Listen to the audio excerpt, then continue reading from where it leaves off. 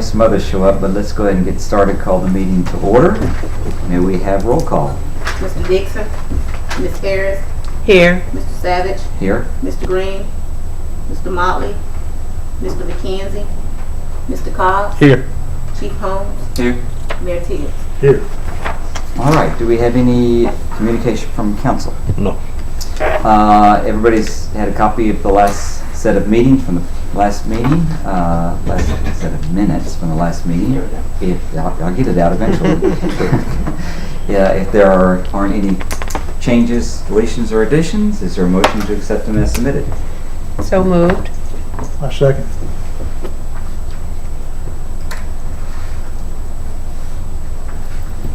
Mr. Dixon, Ms. Harris, Yes. Mr. Savage. Yes. Mr. McKenzie, Mr. Cobb. Yes. Chief Holmes. Yeah. Mayor Tibbs. Yes. All right, we have no hearings today. What we do have under other business is we're going to look at the proposed amendments to the zoning ordinance, both Articles 5 and 6. The purpose of this meeting today is for us to understand what's being proposed. Sherry will help enlighten us, for us to ask questions and have any suggestions. This is not a public hearing. There is no decision going to be made today. There will be a time for public hearing. And so this is just basically information amongst ourselves today. Okay? Correct. With that being said, do we want to address these one article at a time? Well, what I would like to do, we discussed Article 5 a couple meetings ago, and I will just briefly go over those. You'll recall a few months ago we had the City Council passed a moratorium on cash advance establishments. What that allows us to do is go back and look at our regulations and provide a mechanism for how we want to handle those type of uses. And we expanded a bit with the tidal pawn shops and and also with some outdoor storage. The main idea is to present a more viable economic type community. I think it's been established before that these types of uses tend to have some negative impacts on a city. That hence is what I was asked to do, is go back and research other jurisdictions to see how they handle them. And with that being said, we took a look at where what zoning districts that we had, what uses would be more appropriate, and what we determined, or what I have taken a look at, and what I'm hoping for you to give some feedback to me, was we thought cash advance would be not necessarily prohibited in any district except for a couple of them, but C2, which allows a multitude of types of uses where this would be more appropriate, we could allow it by appeal, which gives the Board of Zoning Adjustments some leeway as far as how we look at the use, distance criteria. Anyway, you get the idea as far as what we're looking at. So we covered that in the last meeting. And for outdoor storage as well, tidal ponds, we're looking at having them as permitted by appeal. Now, It's permitted by appeal only in certain zoning. in the C2 district. In the Z2. What we've said is perhaps C1, which is your more close community, not community, but neighborhood type uses. We would have not allowed there, which different so, uses that you can have. So C2 by zoning board appeal. Yes. What other zone? Other And zone? C4 by appeal, but C1 C4 and by C3. appeal. Yes, and C1, C3, we've decided not to have them allowed, only because C3 looking at your central business, historic core, and C1 you're looking at uses that are not conducive to regional type. All right, so there's no zone that would be permitted except for appeal.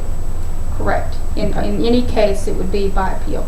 All right, are there any criteria for the board to use when deciding a particular Right, appeal? and that's where we're going into with Article 6. Okay. Ask you one question. Mm-hmm. In terms of where tidal ponds are located now, what zones are they in now? C2. They're in C2. In all instances that I can find in the city, they are C2. Now, anything that's existing is grandfathered. Right, I understand that, but I was just thinking in terms of precedence. So C2 would be one of the ones that it would be, could possibly be allowed on appeal. Yes. Okay.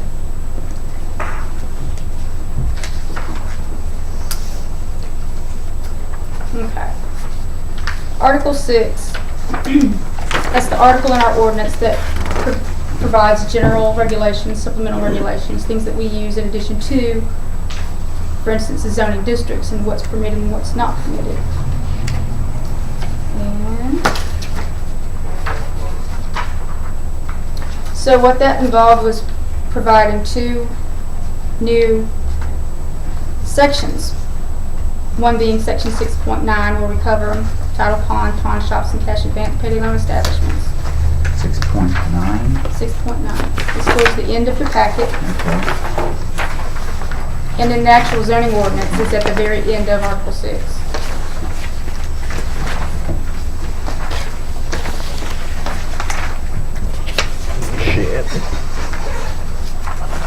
All right, and this is, the whole section is added, and this is the This entirety of is the the appeal section. bid. This provides the actual criteria that the board would look at as far as approving one. No 2 uses, similar uses, would be allowed within 15 feet of each other. Now going back to what Mr. Savage had mentioned as far as what's existing now, this does not affect, just with any other nonconformity, if it's something that was in existence before the ordinance, then it will be permitted to remain unchanged. This would apply to anything new coming into the city. Again, no 2 such uses would be permitted within 15 feet of each other. 1,500 feet. 1,500 feet of each other, sorry. We would like to make sure that they wouldn't be any closer than 250 feet to the nearest boundary or residential district. And as part of the BZA's review, a comprehensive sign package would want to be submitted just so we can evaluate. So they're known for, they put out the flashy yellow, red, and green signs, and again, that's one of those things that we look at as planners to make the area a little more aesthetically pleasing. So if somebody wants to have one of these businesses and they meet these 3 criteria here, then there's really no basis for denying it. No, there would not be. There would not be a basis There for would- it. there So would- these would be the basis for denying an appeal. If it couldn't meet any of these, and if it didn't have, that there were other criteria within the zoning ordinance, then it would be allowed. Right. Okay. I'm just Well, trying this to is get. fine. I'm just trying to get a grasp on, Mhm. how the zoning board is going to know. Okay, do we grant this one or not? Do we grant this one and not this one and not get ourselves in trouble? Correct. And these are the things, that's the purpose of this meeting, is to try to make sure we're covering all of those little details that would come up and spring up and cause some issues later on down the road. Is there a certain community that you used as a model? We used That ordinance? It was Athens. City of Athens had a good ordinance. Who's the other one? There were a couple of others. I'm sorry, I just No, have it's that list in okay. front of me. But we looked at a handful of them, 5 or 6. And they all have their different nuances. Some allowed it not by appeal, but by right, but using the same parameters. That just gives us an extra layer of making sure that it's meeting all of our requirements. So what you're saying is we will allow these businesses Correct. if they meet these 3 criteria? They need to meet the criteria. All the yes. criteria of the zoning, but also these 3.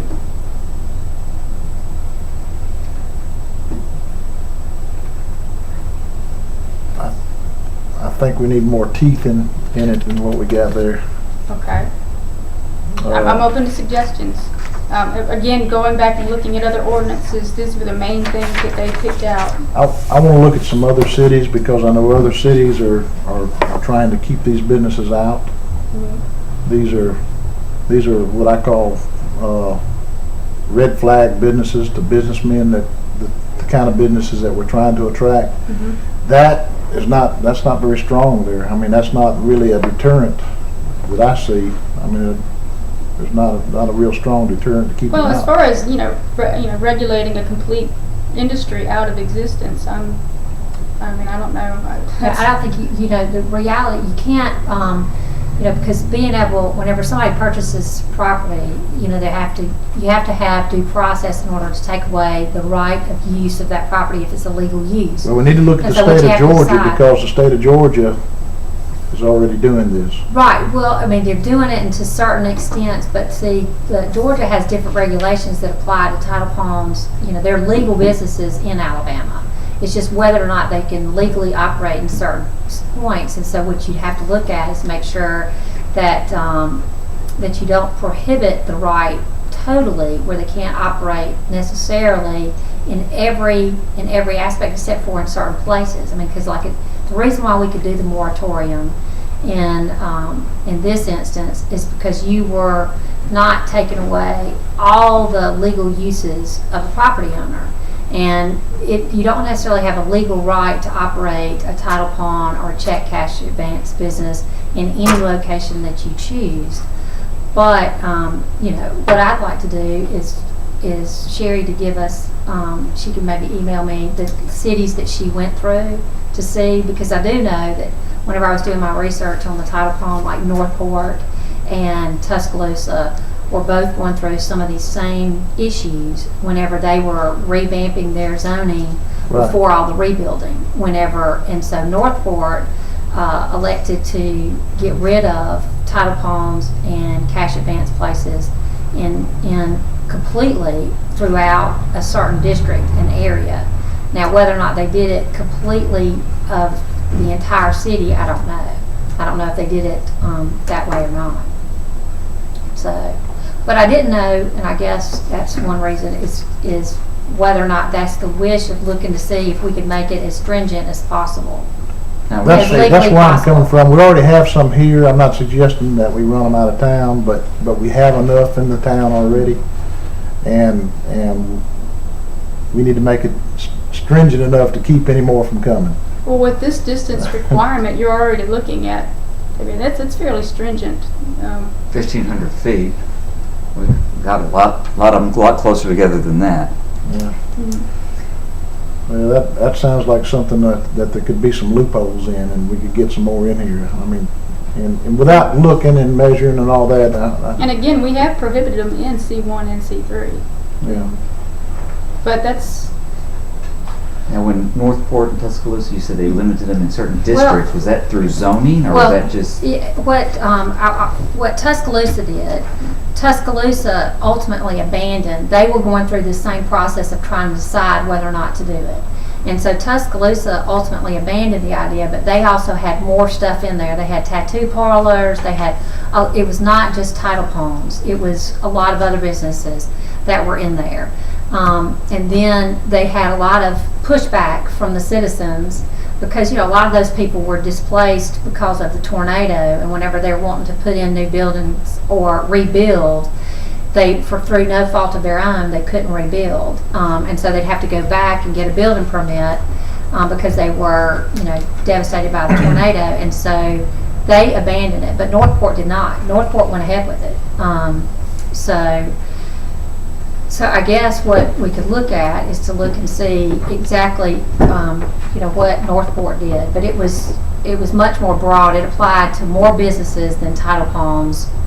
It also applied to, like I said, tattoo parlors, lots of other problems that I guess they were having in their community that we really haven't had experienced. Right, we haven't experienced that. So. But they didn't have as much community pushback. I think Tuscaloosa was the one that had more community pushback. Well, that's understandable. They should have been grandfathered in because of the fact that their businesses were destroyed. But but this is a different situation. Well, and I think that at least from what I read, and I have not researched it extensively, but from what I read whenever we were looking at the moratorium, is what they were doing in Tuscaloosa was broader. It, like I said, applied to a lot more businesses. Right. We can increase the distance requirement. But I guess what I guess we could look at is just to see what options were available and how stringent you can go. Yeah. I just think it needs to be as stringent as possible. I mean, realistically, almost make it impossible for one of them to come in here. We already got 14 of them or so. For new ones to come in. For new ones to come in, that's correct. Okay. Well, we can take another look at it, and like Courtney says, well, we could go back and look at the other ordinances and see Right. what other options there are. I'm curious, are these businesses clamoring to get into Eufaula? Yes. Well, we've I can answer your had an question. influx in the Yes. last couple of years. At 1,500 feet, you're looking at, say, 431 corridor, you're looking at one every quarter mile at 1,500 feet. Right. 4 per mile. And how many miles is from Old Historic to, say, Waffle House? What's that, about 2 miles or so? If we lost one in that corridor, that means another one could come in, correct? No. No. No. If one goes, then whoever comes in has to meet the new. Chances When are, these if are- any of them go, and that's the way I looked at it, if any of them go, this requirement negates, I mean, they do not meet that requirement. They'll be eliminated.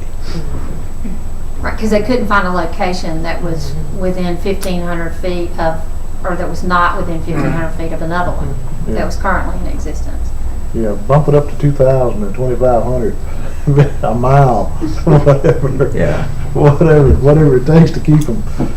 I mean, that's, as we go forward, we want to recruit a certain type of business here, and we want to clean the town up, which we're trying to do now.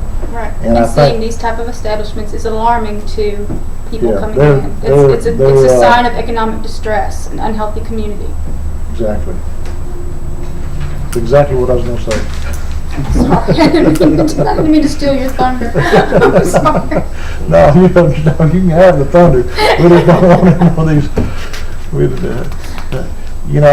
I've had some people, citizens come up and thank me and the council for stopping these places, because they've actually seen the effects of it on some of the citizens that we have, and how they've gotten from a bad situation to a worse situation by getting involved with these type businesses. I mean, it's really a plan to fail. I mean, once you get them on there, they're going to fail. I mean, very seldom does that work out good for whoever gets involved with these type businesses. So I want to have as much teeth in that as you can possibly put in it. Okay.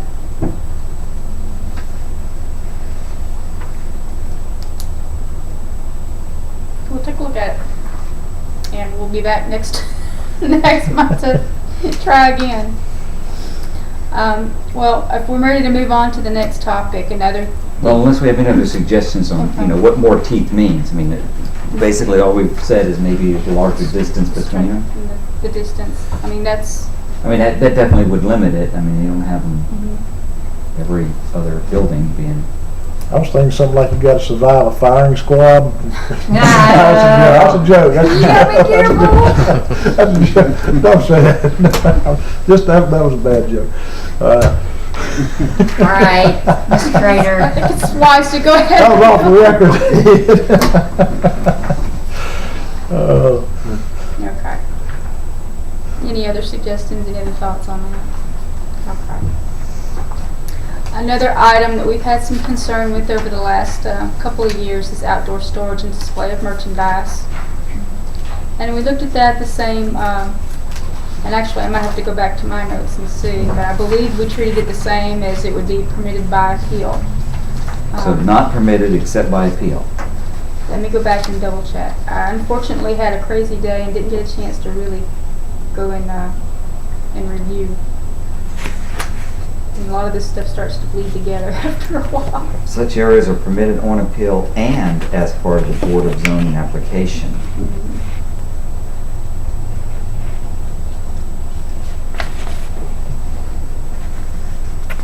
Yeah, got it on appeal in both cases. Do we have to grandfather existing businesses in on this? They are non-conforming by state enabling legislation, right? Yes.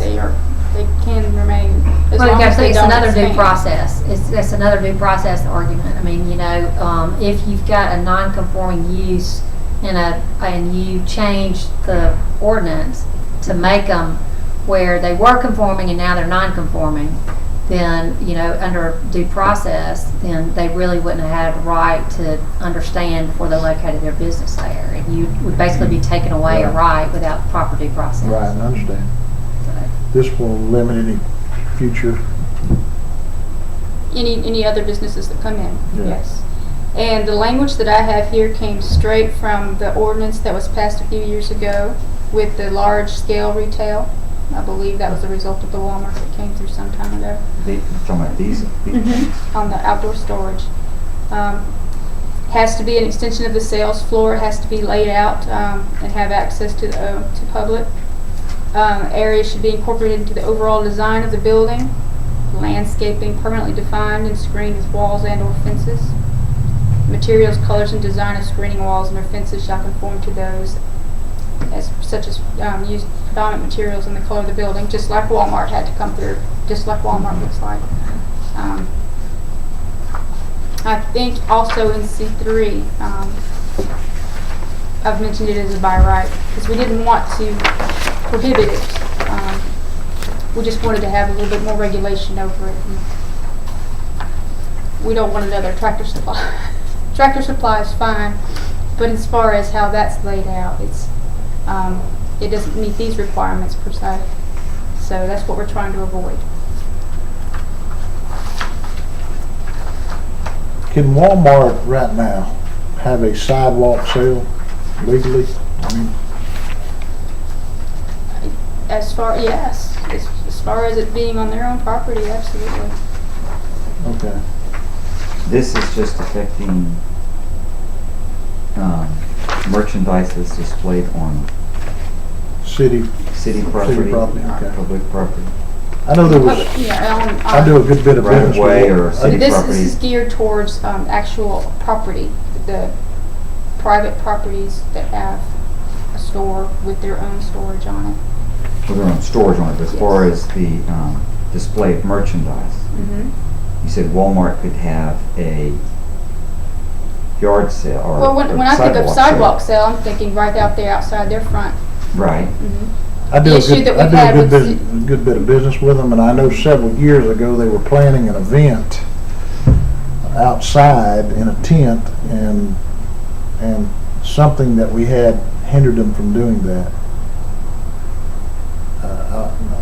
That was what I was told. There are This so is- many things that could. This was several years ago, so Mm-hmm. right after they built that new facility, that new store,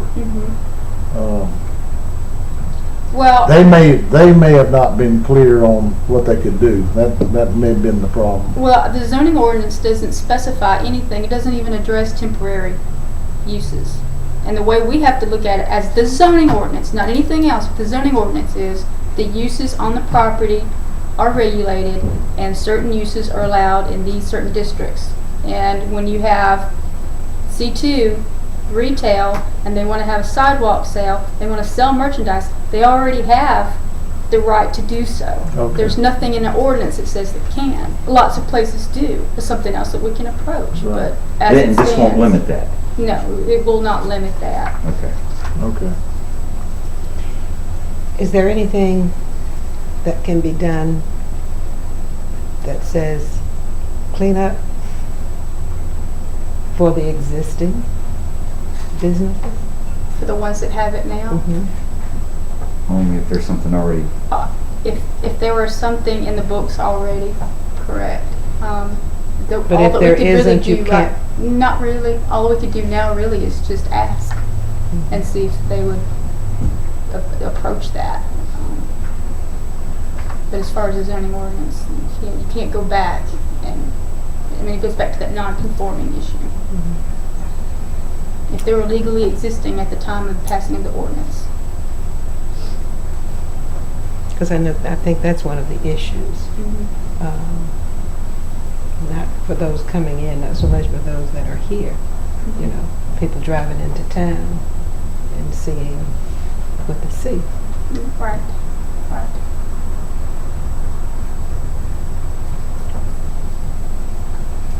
Well, we may need to go visit a few business owners, Sherry, you and I, and just tell them concerns that we Right, have, and we have and seen some. and We've concerns seen of- some progress, haven't we, as far as talking to not necessarily outdoor storage, but other. We don't want to mention any particular businesses at this meeting, but there are some that are eyesores that you know, they really take away from what we're trying to do here. So.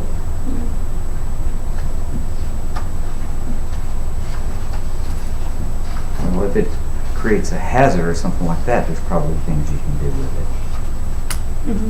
There's a public hazard. If correct, if it's blocking a fire lane, things like that. Yeah, fire lanes, fire hydrants, any kind of, if their insurance inspects them like they should, then, you know, those can be, any hazard like that can be pointed out too as far as what's inside the store. As far as fire lanes and stuff like that, then us and the local police department can. Emergency access. Any kind of emergency access throughout the back doors, the rear doors, and stuff like that, have to be moved and relocated. Okay. Any other comments about the outdoor storage?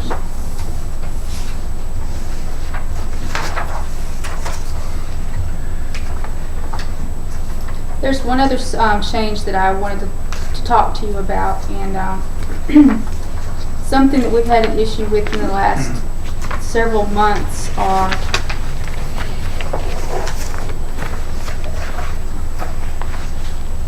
the use of storage type units, non-permanent structures to operate businesses.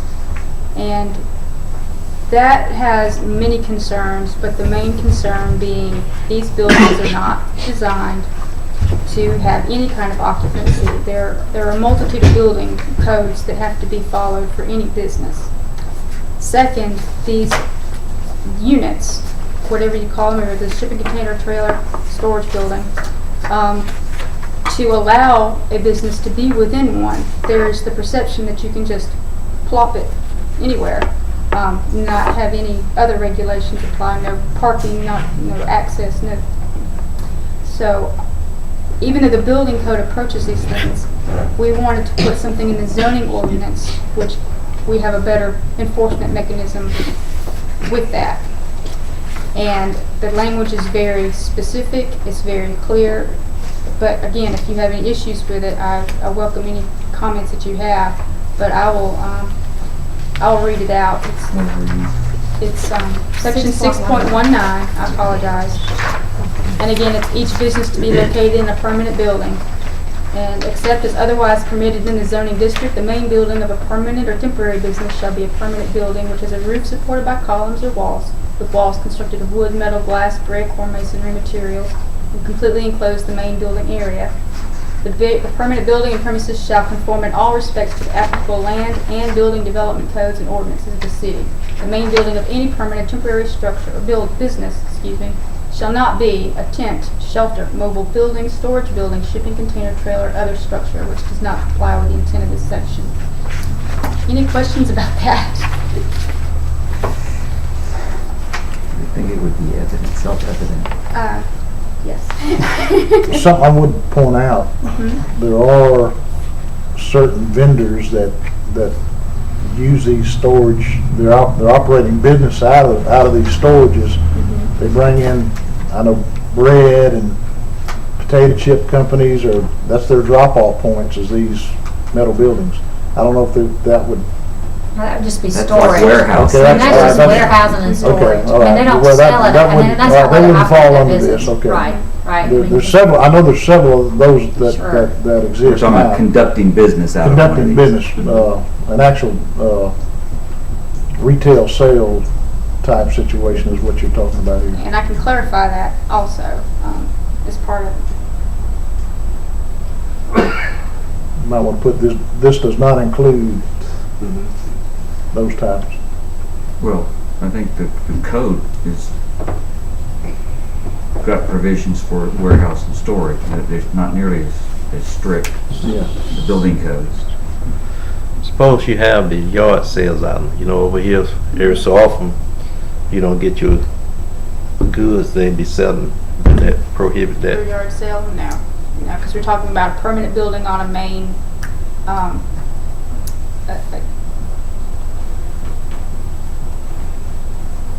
you're talking about yard sale for private residence. No, over the storage, when you storage your furniture so long, after a year they begin to sell it. Yeah, like what you see on TV, the storage wars, where, after a period of time, whenever somebody doesn't pay their rent or they don't show up, then they sell what's, Okay. and they sell Okay. what's been in Alright. those storage units. They sell what somebody's left Auction. over. Storage They auction and all, yeah. We can clarify that it would not. Yeah, but it's still not conducting business out of Right, that unit. right. Okay, what about, I know we have some existing businesses right now, not very many, but there are some existing businesses like what you're talking of, like you're talking about here. They're in violation of building code, if nothing else. That's how we get them? Pre-existing building code. Yes. Okay, good. Okay. And then, but with the trailer, that wouldn't prohibit, like, I know that there's some businesses at like a car lot or, like up there by the Clayton Highway, their main office is a trailer that's on the, so what would you do to make sure that, because you've got trailer in here. Correct. And that's a good point. As far as because then you've got construction trailers. Those are designed for as office type use. When I say trailer in this sense, I'm thinking like a Storage trailer. like Is that a like storage Bush Motors trailer and that or Bush, like what's the name of that business? That, You could just say other than, Yeah, Clayton Highway. No, it's not on the, it's on Permanently- 431, but it's not too far from the Clayton Highway intersection. erected and properly. On the right and left. It's on the Secure. left and It's south. on the left. I just don't know what the name of it is, but Yeah, like their main office is it all goes a. It has a back to name, that it has a deep name. design for human Right. occupancy. Well, and in the building Just don't know code, what the name I'm of sure it addresses places. trailers as office structures. I'm sure it's in the building code somewhere that it's got to be properly anchored and everything Right. else. Right. So Right, the it has to be building code- permanently affixed to the, it has to be permanently affixed to the land. Right. 431 motor. Yeah, it could be that, could be. They have But that's not what you were Bush- thinking Bush about Motors whenever you has were a- thinking about That's a doing that, were you? Railroad track. No, those are fine, because again, those types of units are sold, they are, they're insulated walls, are able to have heating and cooling. They're Right, designed for regulated- people to they're- go well, in and. they're designed for occupancy. Yeah, and Exactly, you could say trailers except as Exactly, allowed and by that's- building code. yes, that works. Okay. Any other comments?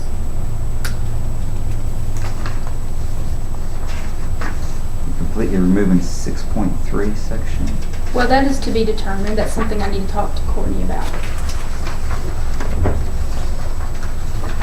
But again, none of this is being voted on at the moment, those are Right. just some other things that we do need to take a look at.